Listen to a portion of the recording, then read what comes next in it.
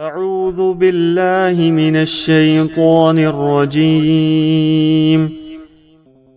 پناہ مانگتا ہوں میں اللہ کی شیطان مردود سے۔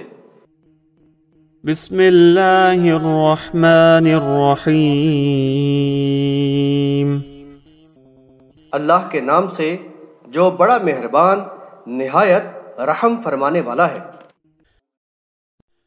وَإِلَىٰ عَادٍ أَخَاهُمْ هُودًا قَالَ يَا قَوْمِ اعْبُدُوا اللَّهَ مَا لَكُم مِّنْ إِلَٰهٍ غَيْرُهُ أَفَلَا تَتَّقُونَ۔ اور عاد کی طرف ہم نے ان کے بھائی ہود کو بھیجا تو اس نے کہا اے میری قوم، اللہ کی عبادت کرو، اس کے سوا تمہارا کوئی معبود نہیں، کیا تم ڈرتے نہیں؟ حاشیہ نمبر 78۔ ان رکوعوں میں یکے بعد دیگرے جن قوموں کا ذکر کیا گیا ہے وہ عرب کے مختلف علاقوں میں ہی بسنے والی قومیں تھیں، جن کے حالات سے نبی صلی اللہ علیہ وسلم کی قوم کے لوگ واقف تھے۔ ان واقعات کو بیان کر کے ان کو احساس دلایا گیا کہ ان قوموں پر اللہ کے عذاب کے نتیجے میں ہلاکت و تباہی کے آثار ان کی نظروں کے سامنے ہیں۔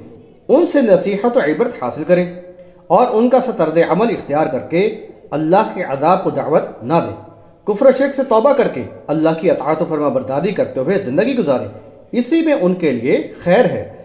طوفان نوح سے بچ جانے والے اہل ایمان کی نسل ابتداً نوح علیہ السلام ہی کے دین پر تھی، یعنی امت مسلمہ تھی، لیکن پھر بتدریج ان میں بگاڑ آیا اور ان کا ایمان شرک آلود ہوا تو اللہ تعالیٰ نے ان کی ہدایت کے لیے ہود علیہ السلام کو مبعوث فرمایا۔ ہود علیہ السلام کی قوم عاد کے نام سے موسوم تھی اور ہود علیہ السلام اسی قوم کے فرد تھے، اسی لحاظ سے انہیں ان کا بھائی کہا گیا ہے۔ یہ قوم حضر موت کے قریب احقاف کے علاقے میں آباد تھی۔ بحوالہ سورۃ الاحقاف آیت نمبر 21۔ سورہ فجر میں ان کی طویل القامتی اور طاقت و قوت کا ذکر کرتے ہوئے فرمایا ان جیسی یعنی کوئی قوم ممالک میں پیدا ہی نہیں کی گئی۔ بحوالہ سورۃ الفجر آیت نمبر 8۔ انہیں بھی اپنی قوت پر بڑا ناز تھا اور کہتے تھے کہ ہم سے قوت میں کون زیادہ ہے؟ انہیں جواب میں کہا گیا کہ کیا انہوں نے نہیں دیکھا کہ اللہ ہی نے انہیں پیدا کیا ہے اور وہ ان سے یعنی بہت زیادہ زور و قوت والا ہے۔ بحوالہ سورہ حامیم السجدہ آیت نمبر 15۔ حاشیہ نمبر 79۔ ہود علیہ السلام نے بھی قوم کو الہ واحد کی بندگی کی دعوت دی اور نافرمانی پر اللہ کے عذاب سے ڈرایا، ان کو متنبہ کیا کہ اللہ کی زمین پر رہتے ہوئے اور اس کی عطا کردہ نعمتوں سے لطف اندوز ہوتے ہوئے دوسروں کو اس کے ساتھ شریک کر کے احسان فراموشی اور سرکشی کی روش اختیار نہ کرو اور اس کے عذاب سے ڈرتے رہو۔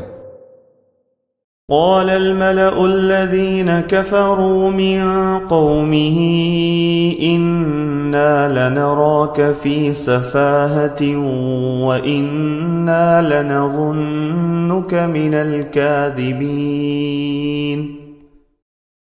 اس کی قوم کے منکر قائدین نے کہا بلا شبہ تو ہمیں حماقت میں مبتلا دکھائی دیتا ہے اور ہم تجھے جھوٹا خیال کرتے ہیں۔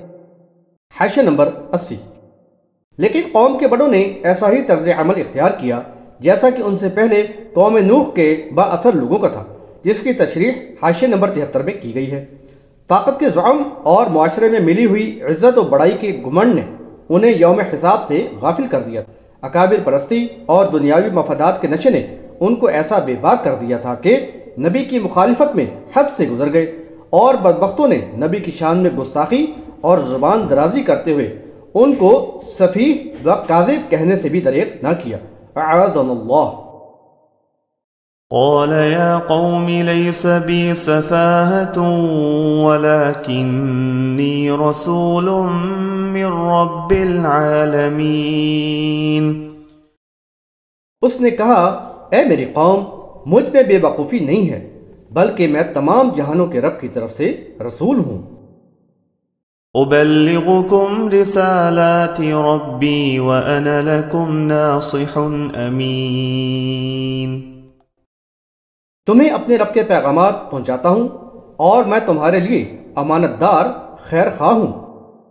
حاشیہ نمبر 81۔ ہود علیہ السلام نے بھی اپنے پیش رو کی طرح قوم کے بڑوں کی بد اخلاقی، جہالت اور بےہودہ روش کا جواب انتہائی شائستگی سے ہمدردی و بہی خواہی کے ساتھ دیا کہ میری قوم میں سفیہ و کم عقل نہیں ہوں، بلکہ جہانوں کے پروردگار اللہ تعالیٰ کا رسول ہوں، اور اس کے بھیجے ہوئے ہدایت کے پیغامات جن کی پیروی میں تمہاری دنیا اور آخرت کی فلاح و کامیابی کی ضمانت ہے، پوری ذمہ داری اور اخلاص و امانت داری کے ساتھ تم تک پہنچاتا ہوں۔ تم ان پر ایمان لاؤ اور اپنی اصلاح کرو۔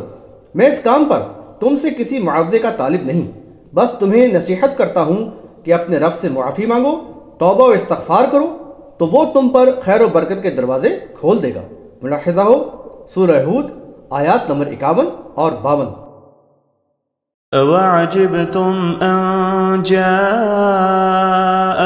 ذِكْرٌ مِّنْ رَبِّكُمْ عَلَى رَجُلٍ مِّنْكُمْ لِيُنذِرَكُمْ وَاذْكُرُوا إِذْ جَعَلَكُمْ خُلَفَاءَ مِنْ بَعْدِ قَوْمِ نُوحٍ وَزَادَكُمْ فِي الْخَلْقِ بَسْطَةً فاذكروا آلاء اللہ لعلکم تفلحون۔ کیا تمہیں یہ عجیب لگا کہ تمہارے پاس خود تم ہی میں سے ایک شخص کے ذریعے تمہارے رب کی طرف سے ایک نصیحت آئی تاکہ وہ تمہیں ڈرائے؟ یعنی اس بات کو یاد رکھو کہ اس یعنی رب نے قوم نوح کے بعد اب تمہیں جانشین بنایا اور تن و توش میں خوب زیادتی دی، تو اللہ کے احسانات کو یاد رکھو تاکہ تم کامیاب رہو۔ حاشیہ نمبر 82۔ اپنی پیش رو قوم کی طرح قوم عاد نے بھی نبی کی بشریت پر اعتراض کیا، جس کا انہیں مدلل جواب دے دیا گیا۔ ملاحظہ ہو پچھلا حاشیہ نمبر 75۔ نیز انہیں یہ بھی یاد دلایا گیا کہ وہ قوم نوح علیہ السلام کے جانشین بنائے گئے ہیں اور ان کو غیر معمولی طاقت و قوت سے نوازا گیا ہے، تو اب اس کا تقاضا ہے کہ اللہ کے احسانات کا اعتراف کرتے ہوئے اس کی زیادہ سے زیادہ شکر گزاری کرتے رہیں، اسی میں ان کی فلاح و کامیابی ہے۔ اس کے برعکس احسان فراموشی اور کفران نعمت پر اللہ کے عذاب سے ڈرتے رہنا ہے، کیونکہ قوم نوح پر عذاب کوئی دور کی بات نہیں۔ قالوا أجئتنا لنعبد الله وحده ونذر ما كان يعبد آباؤنا فأتنا بما تعدنا إن كنت من الصادقين۔ انہوں نے کہا کیا تو ہمارے پاس اس لیے آیا ہے کہ ہم ایک اللہ ہی کی عبادت کریں اور جن کی عبادت ہمارے باپ دادا کرتے آئے ہیں انہیں چھوڑ دے؟ تو جس عذاب سے ہمیں ڈراتا ہے اسے ہم پر لے آ اگر تو سچا ہے۔ حاشیہ نمبر 83۔ قوم نوح کی طرح اس قوم کے بڑوں نے بھی لوگوں کو فریب دینے اور نبی کے خلاف ورگرانے کے لیے وہی انداز اختیار کیا اور نبی پر الزام عائد کرتے ہوئے کہا کہ تم ہمیں آبائی دین سے منحرف اور برگشتہ کرنا چاہتے ہو اور چاہتے ہو کہ ہمارے باپ دادا جن ہستیوں کی عبادت کرتے رہے ہیں ہم ان سے قطع تعلق کر لیں۔ تمہارے کہنے سے تو ہم ہرگز ایسا نہ کریں گے۔ سورہ ہود میں ان کا قول بیان کیا گیا، تمہارے کہنے سے ہم اپنے معبودوں کو چھوڑنے والے نہیں۔ پہوالا سورہ ہود آیت نمبر 53۔ اور ساتھ ہی نبی سے مطالبہ بھی کر دیا کہ جس عذاب سے ہمیں ڈرایا جا رہا ہے اس کو لا کر دکھاؤ اگر تم سچے ہو۔ اکابر پرستی اور اندھی تقلید ہمیشہ ہی قوموں کی گمراہی کا سبب رہی ہے، چنانچہ آج قرآن پر ایمان کے دعوے دار کلمہ گو امت بھی اس بیماری میں مبتلا ہے، اور ستم یہ کہ ان کو اس پر فخر ہے۔ ہود علیہ السلام نے اپنی قوم کو جواب دیتے ہوئے کہا کہ بس اب تم پر اللہ کا عذاب آیا ہی چاہتا ہے کیونکہ تم حد سے تجاوز کر چکے ہو۔ قال قد وقع عليكم من ربكم رجس وغضب أتجادلونني في أسماء سميتموها أنتم وآباؤكم ما نزل الله بها من سلطان فانتظروا إني معكم من المنتظرين۔ یعنی ہود نے کہا تمہارے رب کی طرف سے عذاب اور غضب تم پر ثابت ہو چکا ہے، کیا تم مجھ سے ایسے یعنی فرضی ناموں کے بارے میں جھگڑتے ہو جو تم نے اور تمہارے باپ دادا نے رکھ لیے تھے؟ اللہ نے تو ان کی کوئی سند نہیں اتاری، تو پھر تم بھی انتظار کرو، میں بھی تمہارے ساتھ منتظر ہوں۔ حاشیہ نمبر 84۔ اوپر کے سطور سے واضح ہے کہ قوم عاد بھی اپنی پیشرو قوم کی طرح اپنے اکابرین کی محبت و عقیدت میں مبتلا تھی اور ان کی اس کمزوری سے ان کے بڑوں نے فائدہ اٹھایا اور نبی کے خلاف آبائی دین سے برگشتہ کرنے کا شوشہ چھوڑا، جو گزشتہ سطور میں بیان کیا گیا۔ احبار و رہبان کا عموماً یہی طریقہ رہا ہے، بگاڑ پذیر قوموں پر بزرگوں کی مزعومہ کرامات اور فوق الفطرت گھڑے ہوئے واقعات پر مشتمل دین کو مسلط کر دیتے ہیں۔ فوت شدہ بزرگوں کو الوہی صفات سے متصف کر کے ان کو ایسے مبالغہ آمیز القابات دے دیے جاتے ہیں جو رفتہ رفتہ ان کے ایمان و عقیدے کا حصہ بن جاتے ہیں۔ چنانچہ کسی کو داتا گنج بخش اور کسی کو مشکل کشا اور کسی کو غوث و فریاد رس قرار دے کر ان ناموں سے ان کو مدد کے لیے پکارنے لگتے ہیں۔ الغرض ان خود ساختہ اولیاء سے وابستگی اور قلبی تعلق میں یہ لوگ حد سے تجاوز کر جاتے ہیں، حتیٰ کہ ان سے محبت و عقیدت اپنے رب کی طرح ہو جاتی ہے۔ بحوالہ سورۃ البقرہ آیت نمبر 165۔ اوپر بیان کیا گیا کہ نوح علیہ السلام کی قوم اپنے 5 بزرگوں کی محبت و عقیدت میں گرفتار تھی اور ان کو معبود بنائے ہوئے تھی۔ نوح علیہ السلام نے قوم کو اللہ کے احسانات یاد دلائے، نعمتوں کا تذکرہ کیا اور پھر ان سے فرمایا تمہیں کیا ہو گیا ہے، تم اللہ کے وقار کا یعنی ذرا بھی لحاظ نہیں کرتے۔ بحوالہ سورہ نوح آیت نمبر 13۔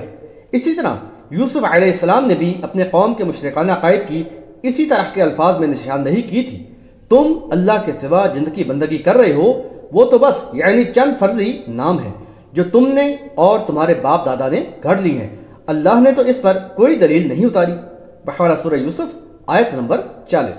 ہود علیہ السلام نے بھی قوم کی آبا پرستی کے نظریے پر مدلل انداز میں چوٹ لگاتے ہوئے کہا کہ جن بزرگوں کو تم نے اور تمہارے بڑوں نے معبود کا مقام دے دیا ہے اس کی تمہارے پاس نہ کوئی بنیاد ہے اور نہ دلیل، اللہ نے اس کی کوئی سند نہیں اتاری۔